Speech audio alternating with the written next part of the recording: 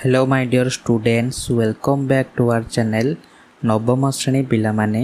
आज आम तुम संस्कृत बहिर जो प्रथम पद्य रही नीतिवाणी तो तार समस्त प्रश्न उत्तर गुड़िक आज आम यही भिडियो देखा। संपूर्ण प्रश्न उत्तर गुड़िक तुम मैंने केवल ओडिया ही देखिपर। ठीक है, तो जदि तुम मैंने नवम श्रेणीर समस्त विषय गुड़िकर यही क्वेश्चन आंसर देखापी चाहूँ तो तुम मैंने चैनल टी सब्सक्राइब कर दियो। तो देख एक नंबर, तो एक नंबर क्वेश्चन रही निज भाषाया वाक्य द्वयन वाक्य त्रयण बा उत्तर लिखत है।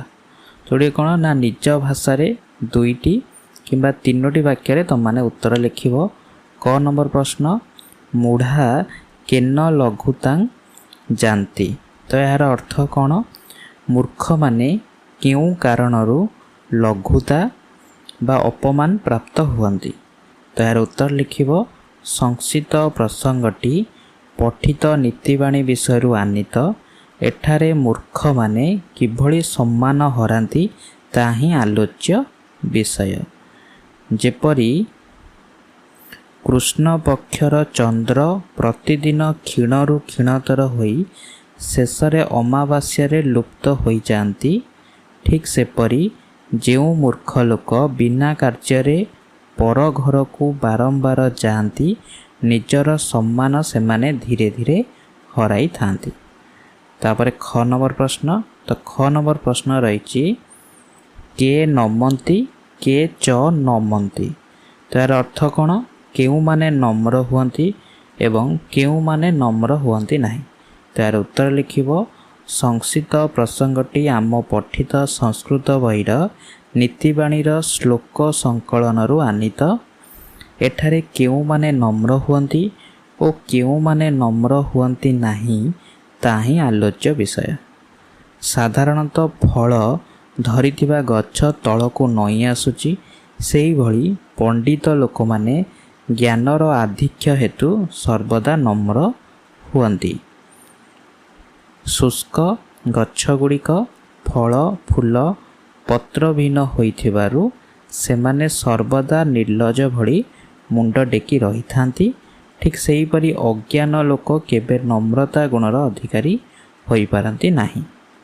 तापरे ग नंबर प्रश्न, तो ग नंबर प्रश्न रही सनातन धर्म कह। तो यार अर्थ कौन? सनातन धर्म कौन? तो यार उत्तर लिख संक्षिप्त प्रसंगटी नीतिवाणी आनीत। एठारे सनातन धर्म कौन ताही आलोच्य विषय। जीवन देवाको पड़िले मध्य केबे हेले सत् कार्यरू विरत हेबा उचित नुहे किंबा कुकार्य करिबा उचित नुहे। एही आदर्श को अक्षरे अक्षरे पालन करिबा ही सनातन धर्म अटे। तापरे घ नंबर प्रश्न केसांग बलं किम। तो यार अर्थ कहार बल कौन? तो यार उत्तर कौन लिख?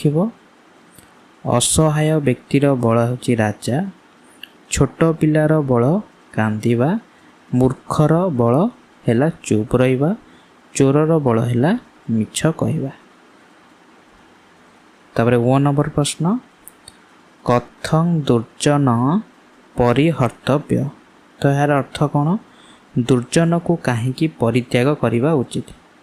तो तार उत्तर लिख दुर्जनर दुष्ट स्वभाव केबे परिवर्तन हुए नहीं, तेणु दुर्जन जेते बड़ विद्वान हेले मध्य ताकू सर्वदा परित्याग करने उचित। कारण मणिभूषित सर्प अधिक भयंकर अटे, अर्थात मूर्ख दुर्जन ठारू शिक्षित दुर्जन अधिक क्षतिकारक। तापरे 4 नंबर प्रश्न मनसा चिंतितं कर्मं कथं वचसा न प्रकाशयते। तार अर्थ कौन? मनरे चिंता करिथिबा कार्य को काहींकी वाक्य बा कथारे प्रकाश करिबा उचित नुहे। तार उत्तर लिख जेपर्यंत ईप्सित कार्यटी फलवती न होइची से पर्यंत मनरे भाविथिबा सत् कार्य विषय काहाकू कहवा उचित नुह।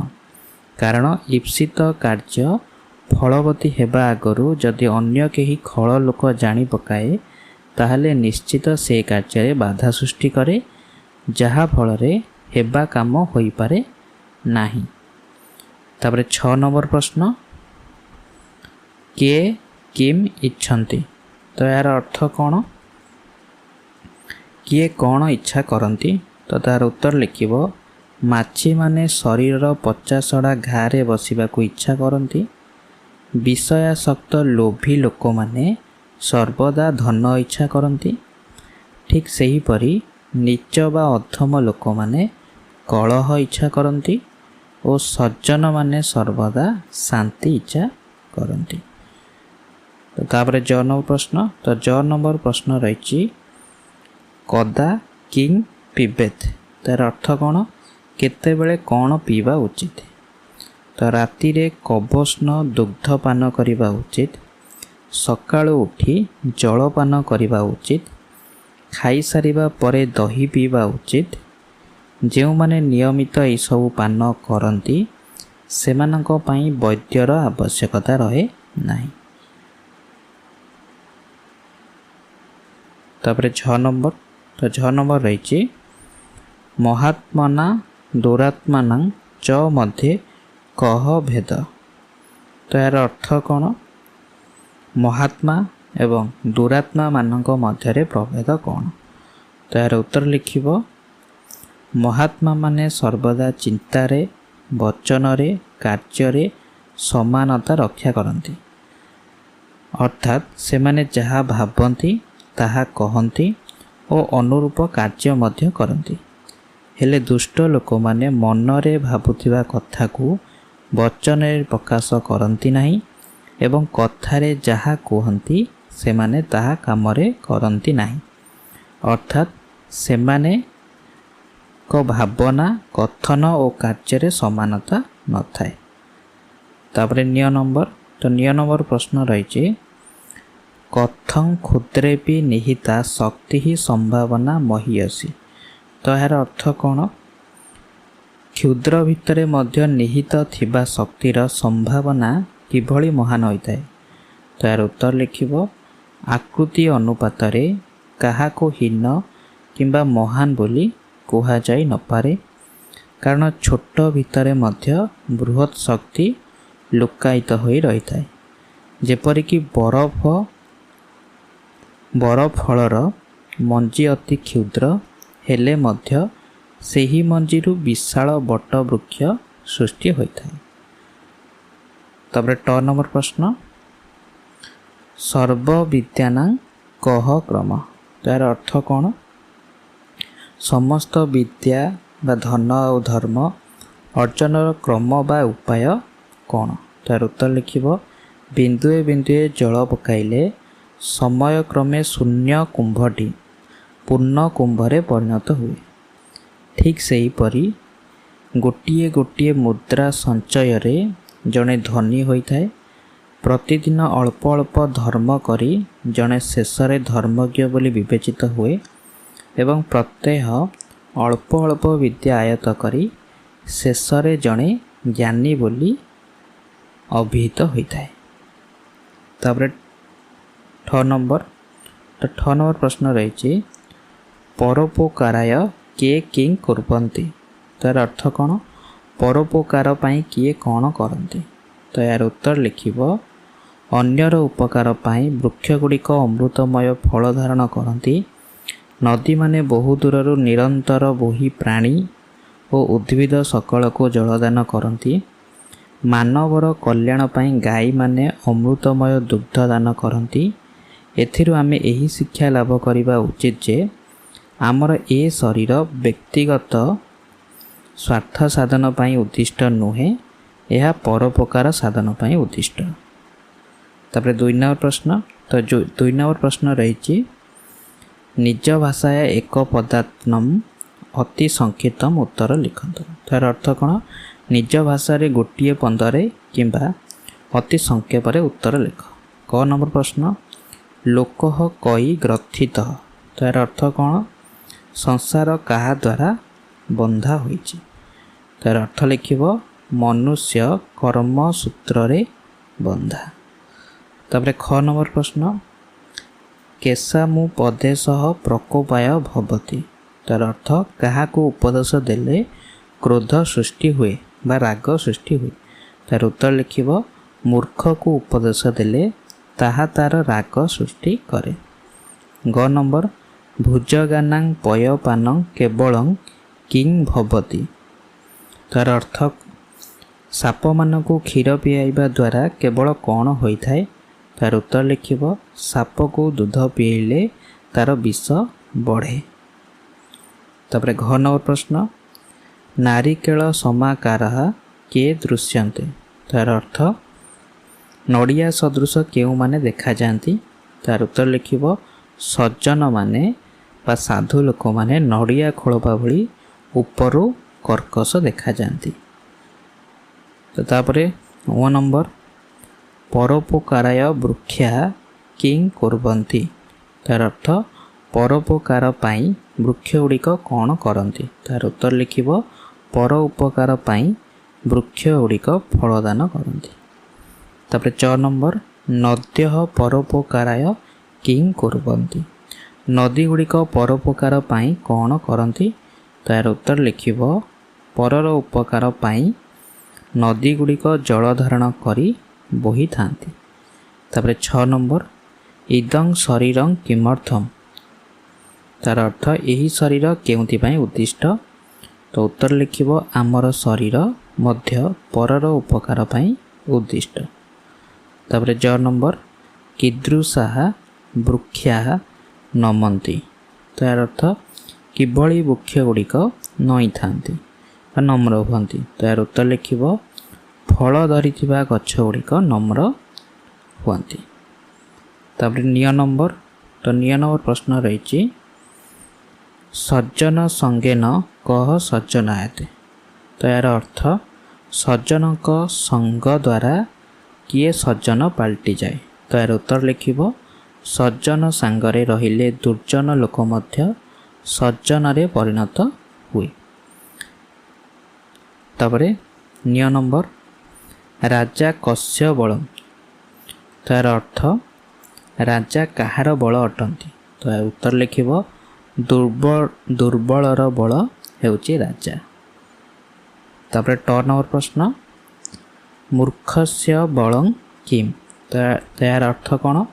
ମୂର୍ଖର ବଳ କ'ଣ? ମୂର୍ଖମାନଙ୍କର ବଳ ଚୁପ୍ ରହିବା। ଠ ନମ୍ବର ବାଳାନାଂ ବଳଂ କିମ୍। ତ ଏହାର ଅର୍ଥ ପିଲାମାନଙ୍କର ବଳ କ'ଣ? ତ ଉତ୍ତର ଲେଖିବ ଛୋଟ ପିଲାଙ୍କର ବଳ ହେଲା କାନ୍ଦିବା।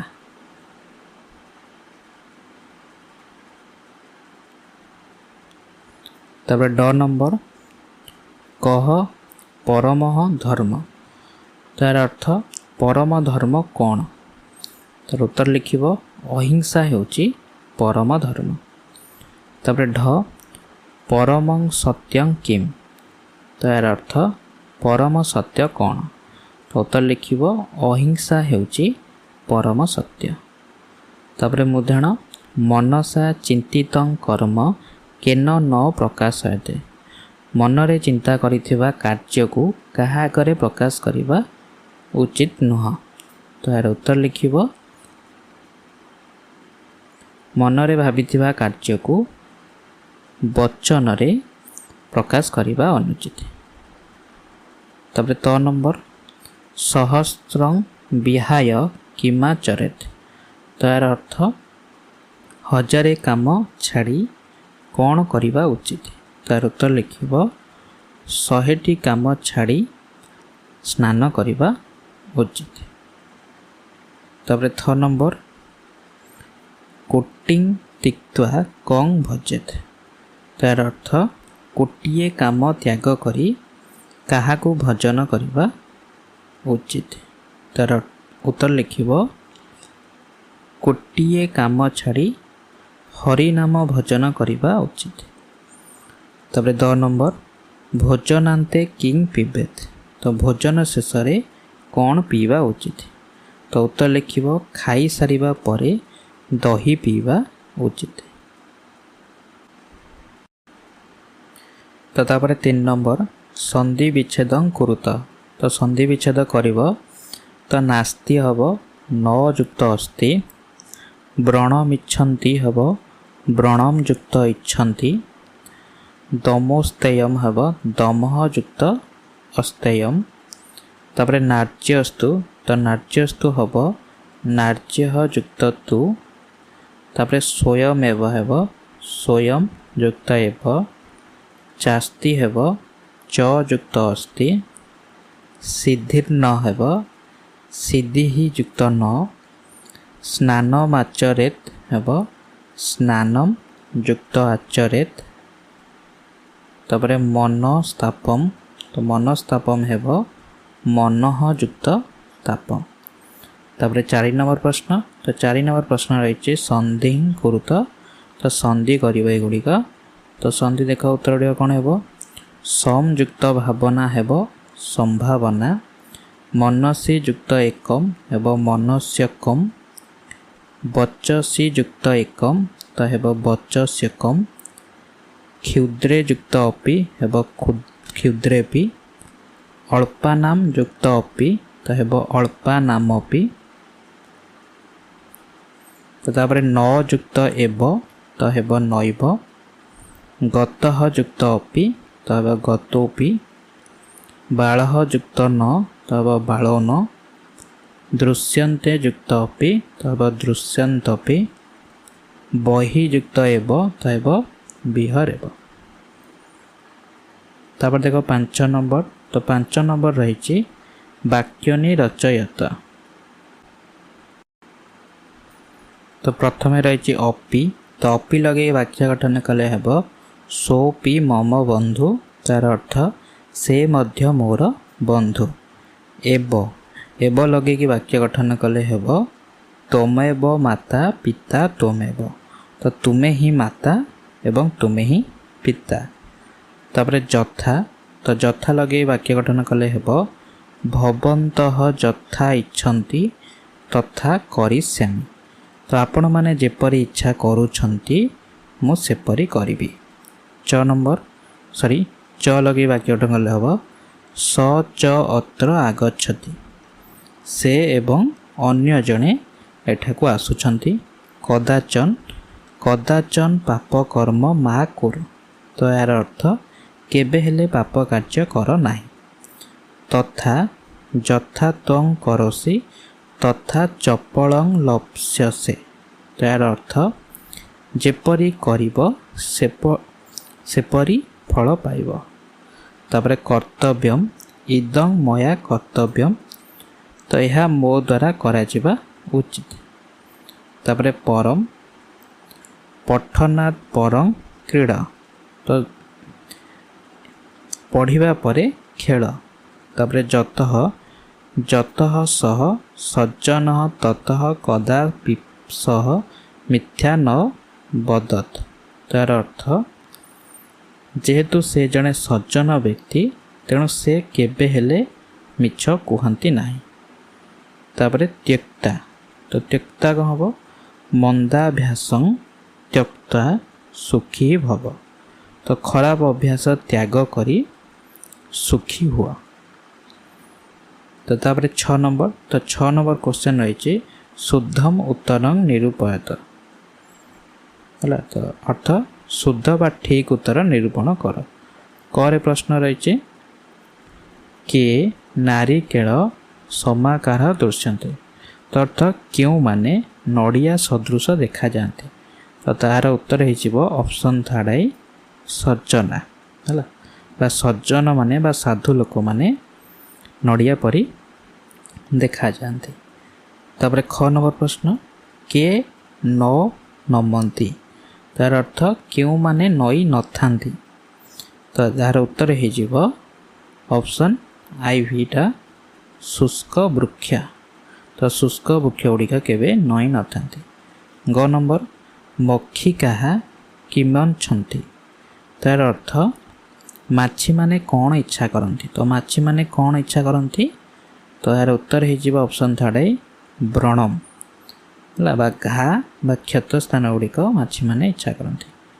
ତାପରେ ଘ ନମ୍ବର ପ୍ରଶ୍ନ କିୟତ୍ ବିହାୟ ଦାତବ୍ୟମ୍ ତ ଏହାର ଅର୍ଥ କେତେ କାର୍ଯ୍ୟ ଛାଡ଼ି ଦାନ କରିବା ଉଚିତ ତ तो यार उत्तर हो ऑप्शन 2 लक्ष्य। तो लक्ष्य काम छाड़ी दान करवा उचित। तो तापरे 1 नंबर कदा दुग्धं पिबेत। तो केते बेले क्षीर पीवा उचित। तो यार उत्तर हो ऑप्शन 3 दिनांते है। तो तापर देखो 7 नंबर। तो 7 नंबर क्वेश्चन रही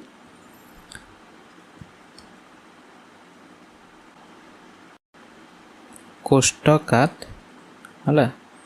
तो शून्य स्थानानि पूरयत। तो शून्य स्थान पूरण कर ऑप्शन गुड़िक देती एम को लेकिन शून्य स्थान पूरण कर। क नंबर प्रश्न देख पार्थिवा डैश इच्छन्ति। तो पार्थिवा माने कौन राजा माने डैश इच्छा करती। तो राजा माने कौन इच्छा करती ना राजा माने सब बेले धन इच्छा करती। तो यार उत्तर हो धन। तापर ख नंबर डैश कलह नास्ति। तो यार अर्थ डैश कलह हुए ना। तो यार उत्तर हो मौनी न कलह नास्ति। ग नंबर किंग प्रयोजनम। तार उत्तर हो वैद्यन।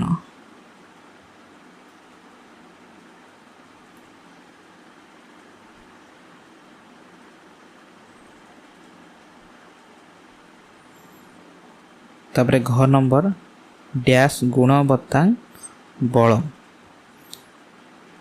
तो यार अर्थ